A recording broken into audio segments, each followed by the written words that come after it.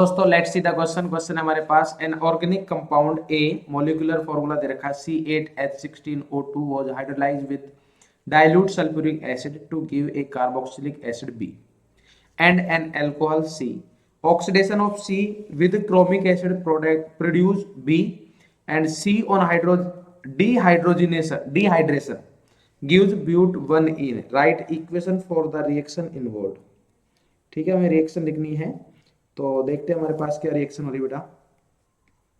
देखो सबसे पहले क्या दे रखा उन्होंने, एक मॉलिक्यूल है हमारे पास ए जिसका मॉलिक्यूलर फॉर्मूला गिवन है C8H16O2 और इसका अगर हम हाइड्रोलाइसिस करा रहे हैं H2O डाइल्यूट H2SO4 मतलब एसिडिक मीडियम में हाइड्रोलाइसिस करा रहे हैं तो हमारे पास जो प्रोडक्ट आ रहा है वो आ रहा है बेटा, एक है B एंड एक है हमारे पास C।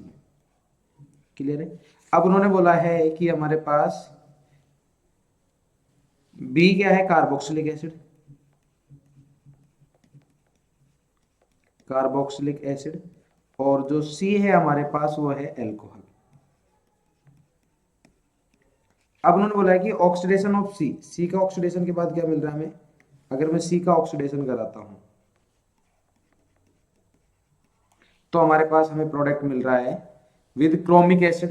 तो क्रोमिक एसिड मतलब H2CrO4 है तो ये स्ट्रॉन्ग ऑक्सीडाइजिंग एजेंट होता है। तो एल्कोहल का अगर ऑक्सीडेशन हम कराते हैं स्ट्रॉन्ग ऑक्सीडाइजिंग एजेंट में तो या तो हमें मिलता है कीटोन या हमें मिलता है कार्बोक्सिलिक एसिड। कीटोन कब मिलेगा, अगर 2 डिग्री एल्कोहल होगा और कार्बोक्सिलिक एसिड कब मिलता है, जब 1 डिग्री एल्कोहल होता है। तो इन्होंने बोल रखा है प्रोड्यूस बी जो कि क्या है हमारे पास कार्बोक्सिलिक एसिड है। इसका मीनिंग ये हुआ कि हम इससे कंक्लूजन ये निकाल सकते हैं कि जो हमारे पास सी है वो 1 डिग्री एल्कोहल है। ठीक है, डिग्री ऑफ एल्कोहल पता लग गया, अभी हमें नंबर ऑफ कार्बन नहीं पता लगा है। ठीक है, बी क्या हमारे पास कार्बोक्सिलिक एसिड है तो इससे ये हमारे पास रिजल्ट निकला कि जो सी है वो 1 डिग्री एल्कोहल है। ठीक है भाई।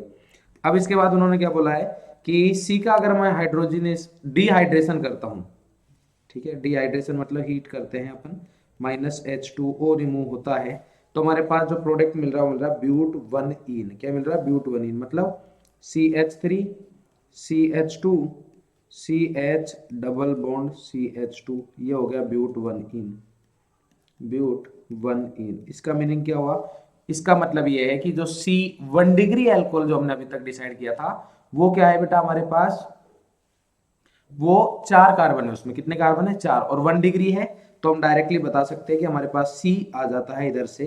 ठीक है, कि सी क्या बोल सकते हैं हम, सी बोल सकते हैं कि सर सी जो होगा वो होगा हमारे पास CH3 CH2 CH2 और ये हो गया हमारे पास OH, ये हो गया सी। अब अगर सी ये हो गया है इसका हमें क्या करना है, ऑक्सीडेशन। तो ऑक्सीडेशन के बाद मतलब जो हमें बी मिल रहा है कार्बोक्सिलिक एसिड वो क्या मिलेगा, CH3 CH2 CH2 और ये मिल गया C double bond O OH। हमने इधर 3 कार्बन रखे हैं, ऊपर 4 आएंगे बेटा, 4 थे ना हमारे पास तो 4 होंगे उसमें, तो ये आएगा CH3 CH2 CH2 CH2OH। Clear है, ये हमारे पास आ गया। ठीक है, अब C मिल गया, B मिल गया, अब हमें क्या बताना है, A। तो अब देखो ए हमारे पास एक कंपाउंड है जिसके हाइड्रोलाइसिस के बाद हमें एसिड और अल्कोहल मिल रहा है। इसका मतलब हमारे पास ए शुड बी एन एस्टर। क्या होगा, एस्टर होगा। क्लियर है। तो अब देखते हैं जब हमारे पास एस्टरिफिकेशन रिएक्शन होती है उसके अकॉर्डिंग प्रोडक्ट बनाए तो ये हुआ हमारे पास, देखो सी उल्ट रिवर्सिबल रिएक्शन होती है तो हम बी और सी को लेके चलते हैं। तो हमारे पास CH3 CH2 CH2 CH2OH और साथ में क्या है हमारे पास OH C double bond O CH2 CH2 CH3, ये है। ठीक है, रिवर्सिबल रिएक्शन होती है हमारे पास, एस्टरिफिकेशन में H2 रिमूव होता है।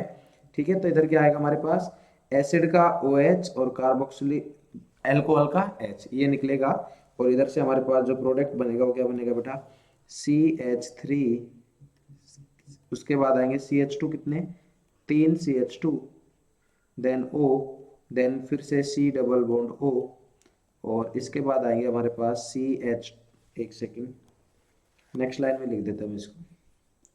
तो हमारे पास क्या आएगा इधर, प्रोडक्ट आ जाएगा बेटा